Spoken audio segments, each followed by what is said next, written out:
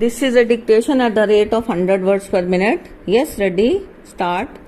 The question at present before all of us is how can we reduce the revenue by lessening the taxes and still do everything that is necessary?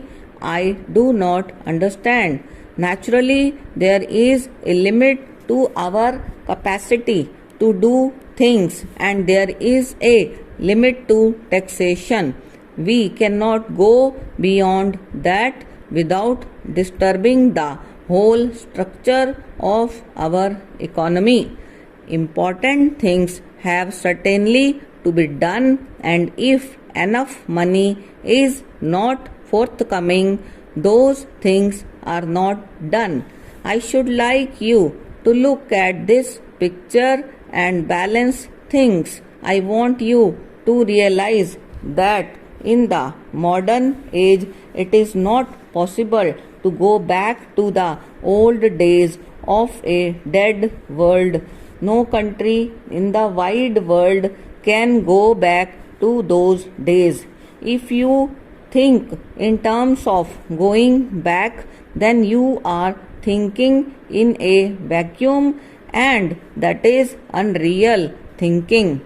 How far the state can come in or how far there should be cooperation are matters for consideration, but the real test is results, which are not the accumulation of private fortunes but the advancement of the public generally.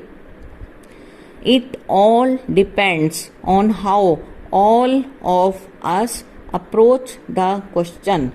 Is it something which you will direct from above as an administrator, as development commissioners, as a central committee, or as the planning commission and so on? Or is it something which will enable you to unleash forces from below to do the work? Forces unleashed without definite aims and without proper coordination sometimes yield good results and sometimes bad.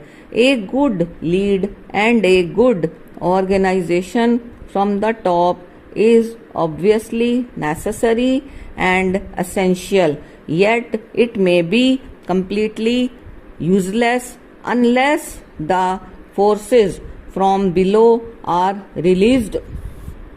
Sometimes I begin to suspect and become a little afraid of these leads from the top that we are always giving.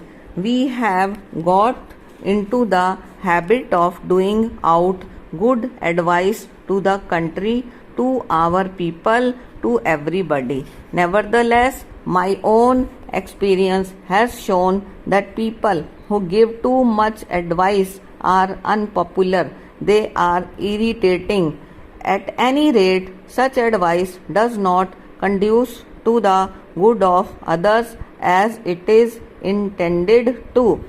That is to say, if we act too much from the top without adequate foundations and without an intimate relation with the lower rungs, we can hardly achieve any great results. So the problem becomes one of how to bring about a union of these two elements. Obviously, it is necessary to plan, to direct, to organize and to coordinate, but it is even more necessary to create conditions in which a spontaneous growth from the below is possible. I wonder if this community scheme is something which is likely to bring about a union between the top and the others. By the term top, I do not mean that some people are superior. In fact, ultimately, there should be no top and no gradations. Nevertheless, I feel that even the organizational lead should not be